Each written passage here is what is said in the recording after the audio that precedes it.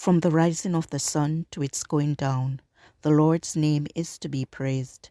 Let us open our hearts to his presence and listen for his voice in the stillness of this evening hour.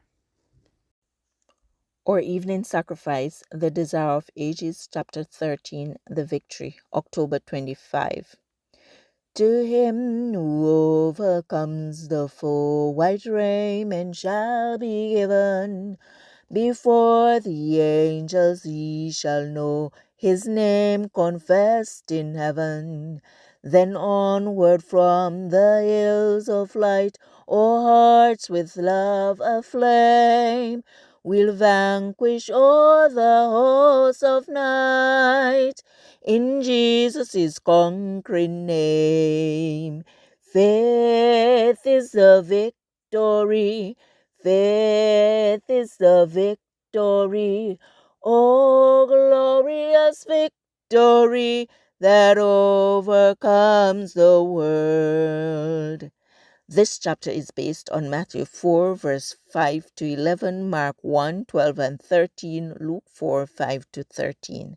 For as the body without the spirit is dead, so faith without works is dead also. James 2, verse 26. But faith is in no sense allied to presumption. Only he who has true faith is secure against presumption, for presumption is Satan's counterfeit of faith. Faith claims God's promises and brings forth fruit in obedience. Presumption also claims the promises but uses them as Satan did to excuse transgression. Faith would have led our first parents to trust the love of God and to obey his commands. Presumption led them to transgress his law, believing that his great love would save them from the consequence of their sin. It is not faith that claims the favor of heaven without complying with the conditions on which mercy is to be granted. Genuine faith has its foundation in the promises and provisions of the scriptures. Often when Satan has failed of exciting distrust, he succeeds in leading us to presumption.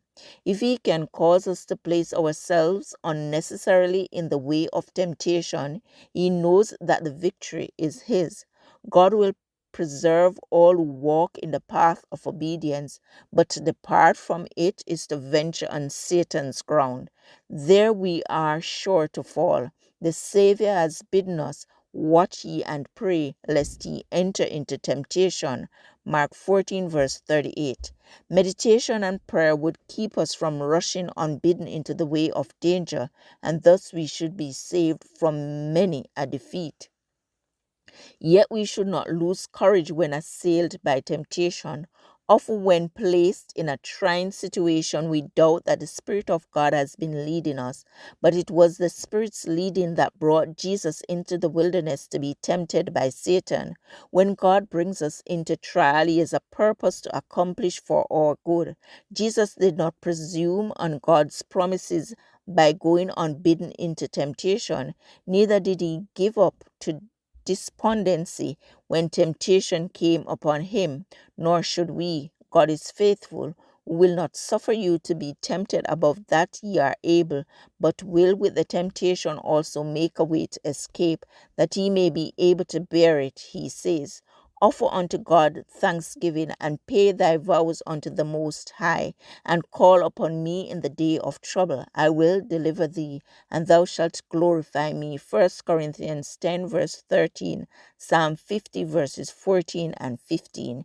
This passage was taken from The Desire of Ages, page 126 and 129, Pacific Press Publishing Association, copyright 2005, or Evening Sacrifice, October 25th.